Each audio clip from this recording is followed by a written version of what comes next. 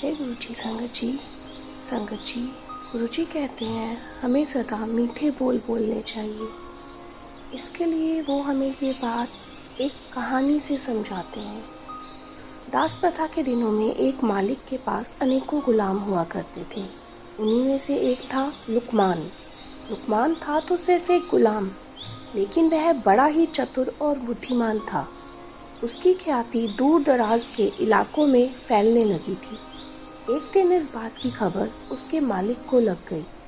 मालिक ने लुकमान को बुलाया और कहा, सुनते हैं कि तुम बहुत बुद्धिमान हो। मैं तुम्हारी बुद्धिमानी की परीक्षा लेना चाहता हूँ। अगर तुम इम्तिहान में पास हो गए तो तुम्हें गुलामी से छुट्टी दे दी जाएगी।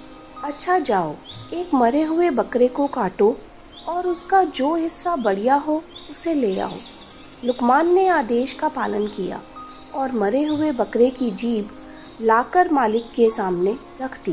कारण पूछने पर कि जीभ ही क्यों लाया, लुकमान ने कहा, अगर शरीर में जीभ अच्छी हो तो सब कुछ अच्छा ही अच्छा होता है।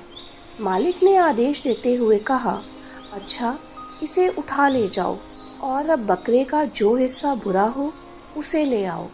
लुकमान बाहर गया। थोड़ी ही देर में उसने उसी जीभ को लाकर मालिक के सामने फिर रख दिया। फिर से कारण पूछने पर लुकमान ने कहा, अगर शरीर में जीभ अच्छी नहीं तो सब बुरा ही बुरा है।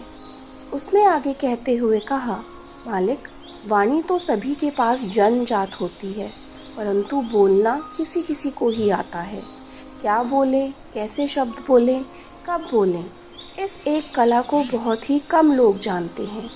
एक बात से प्रेम झड़ता है और दूसरी बात से झगड़ा होता है। कड़वी बातों ने संसार में न जाने कितने झगड़े पैदा किए हैं। इस जीभ ने ही दुनिया में बड़े बड़े कहर ढाए हैं। जीभ इंच का वो हथियार है जिससे कोई 6 फीट का आदमी को भी बड़े प्यार से मार सकता है, तो कोई मरते हुए इंसान में प्राण भी फूंक सकता है। संसार के सभी प्राणियों में वाणी का वरदान मात्र मानव को ही मिला है। उसके सदुपयोग से पृथ्वी स्वर्ग बन सकती है और दुरुपयोग से स्वर्ग भी नरक बन सकता है। भारत में विनाशकारी महाभारत का युद्ध वाणी के गलत प्रयोग का ही परिणाम था। मालिक लुकमान की बुद्धिमानी और चतुराई भरी बातों को सुनकर बहुत खुश हुए। आज उनके गुलाम ने उन्हें एक बहुत बड़ी सीख दे दी थी और उन्होंने उसे आज़ाद कर दिया। मधुर वाणी एक वरदान है जो हमें लोकप्रिय बनाती है, वहीं कर्कश या तीखी बोली हमें अपयश दिलाती है और हमारी प्रतिष्ठा को कम करती है।